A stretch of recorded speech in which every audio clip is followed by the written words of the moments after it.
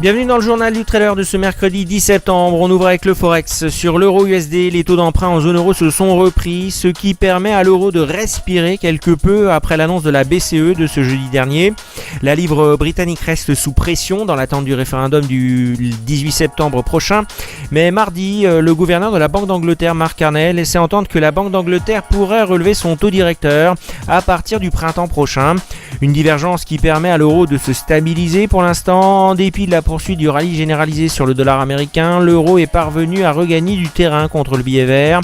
L'euro USD est survendu en ce moment. Aucun événement fondamental ne permet d'expliquer le rebond de l'euro. Hier, l'analyse technique établit une divergence haussière sur le graphique horaire de l'euro USD.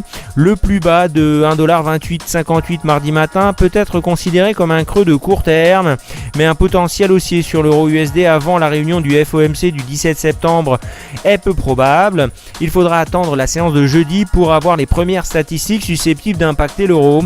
Il est possible que la divergence de l'euro aide la paire à poursuivre son rebond dans les heures qui viennent. L'euro USD est actuellement survendu en données hebdomadaires et quotidiennes, mais le rallye du dollar pèse encore sur le marché.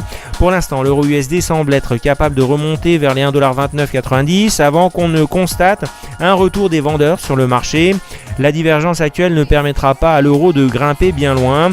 Les traders pourraient profiter de cette remontée de l'euro pour planifier des stratégies de vente, soit vers les 1,3000, soit plus haut à 1,3050, 30,70.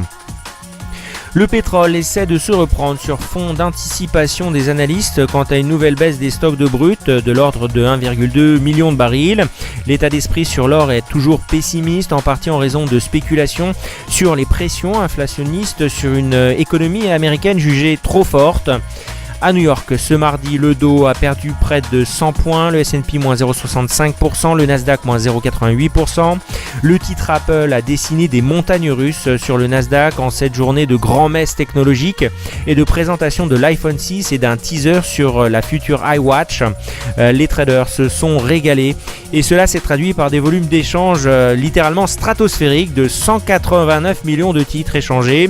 Cela représente 20 milliards de dollars de chiffre d'affaires sur ce seul titre, soit un volume supérieur à une semaine complète d'activité sur le CAC 40 à Paris.